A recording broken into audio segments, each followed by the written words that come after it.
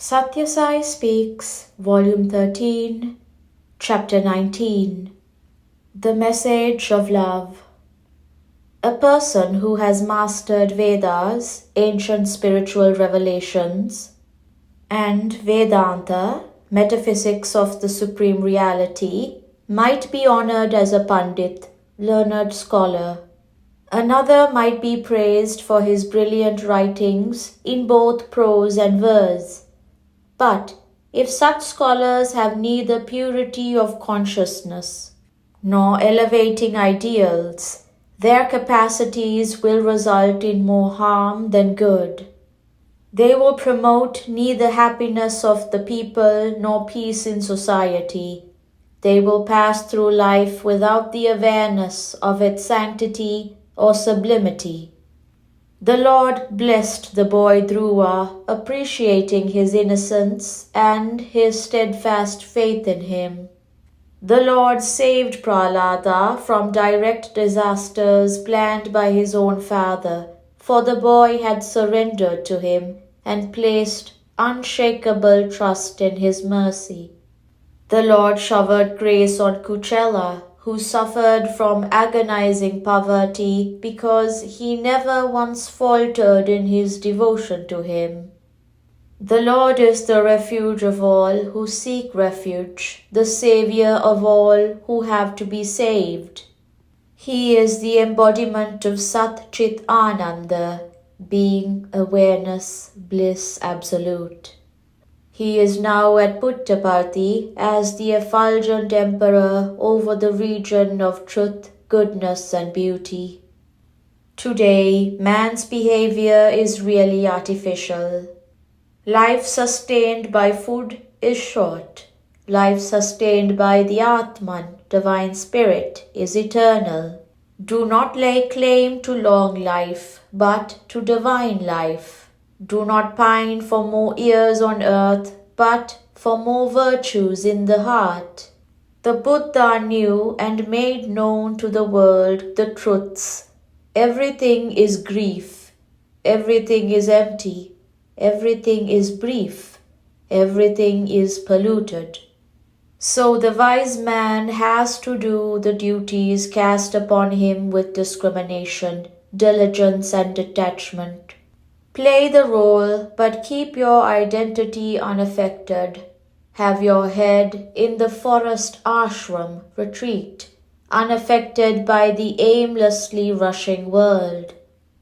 But it is your duty, a duty you cannot escape, to fully engage yourself in your work, unconcerned with loss or gain, failure or success, slander or praise. The Gita instills this very lesson in you. Whoever does upasana with no thought other than me, he I shall have with me. I shall bear his burden now and forever, the Gita says. Keeping me ever in your memory, engage yourself in the battle of life. This me to which Krishna refers is not something outside you or extraneous to you. It is your own divine reality, which you can cognize in the silence of your own dhyana, meditation, when you shut out your awareness, the distractions of the senses, the mind and the ego. You can take refuge in the calm coolness of your heart, where he has installed himself as the charioteer. You must only engage yourself in work that is purifying, with an attitude that sanctifies. Most people do not know how to set about on this most rewarding adventure. They waste their lives in sorrow, wading through disappointment and despair. For they cling to something as theirs and treat something else as belonging to others. They grab and grieve and labor to acquire and lose. Desire multiplies desire, and man sinks deeper into discontent and distress. The behavior is really artificial.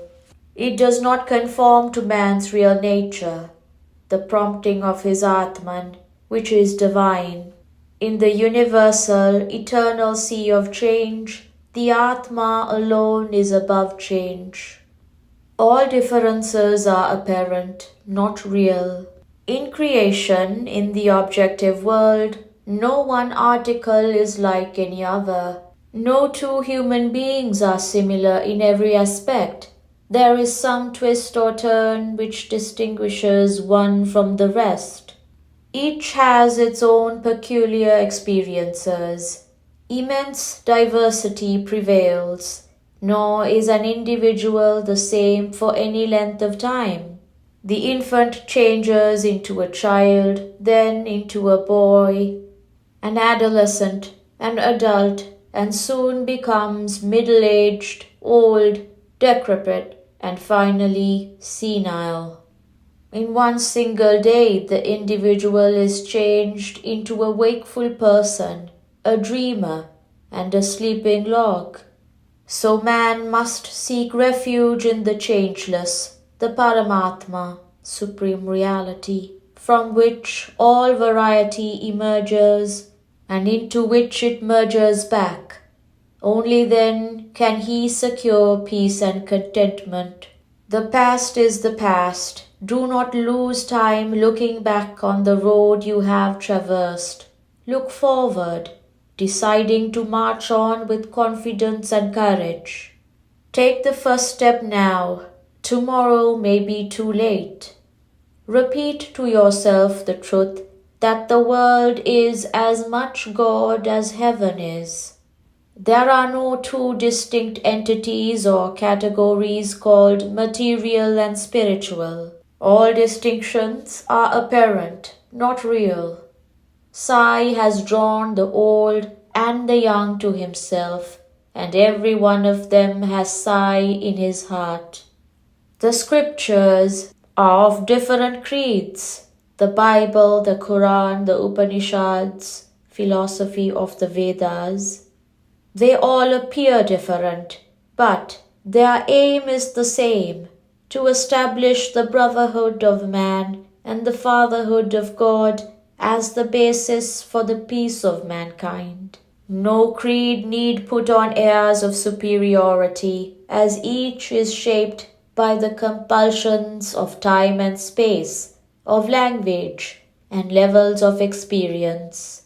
You are all members of the Sai family, bound by the religion of love. Though ostensibly you profess to belong to different faiths, faith in Sai has removed the barriers in your mind. Love is God. Live in love. Love must express itself as service. Your Atma, which you mistake to be your body, your senses, your mind, your intellect, etc., can have no sorrow or joy. It has no death, no birth. It is eternal and unchanging. What you judge as joy or sorrow is only like a passing cloud which cannot affect the splendor of the sun or moon. Know that each emotion follows one another when the wheel of life turns around and round from moment to moment. The sea has water that cannot quench thirst, but it also has pearls and corals. You have to get toughened by the hammer strokes of joy and sorrow until you are unaffected by the vicissitudes of fortune. This year, you have named my birthday the Golden Jubilee of the Avatar, Divine Incarnation, and gathered in vast numbers from all parts of the world. I am sure you have benefited by the satsang, holy company. I do not accost one particular date in the calendar as my birthday, for I consider the day when divinity blossoms in your heart as my birthday in you. Therefore, each of you should individually celebrate such a day as my birthday. The day when you resolve to practice my advice, to follow my directives, to translate my message into acts of service, and to engage in sadhana, that day is my birthday for you. The 23rd of November, which you now honor as the day on which I was born, is only like any other day, if you celebrate it in a routine ritual fashion. Adore man, the adoration reaches me. Neglect man, you neglect me. Of what avail is it to worship the Lord and to suppress man, his counterpart? Love of God must be manifested as love for man, and love must express itself as service. Through love alone, love acquired through sadhana, and shared with all as sadhana, can peace be attained by the individual as well as by the nation. My life is my message, and my message is love. That explains why you have gathered hither in hundreds and thousands. Prashanti Nilayam, November 23rd, 1975.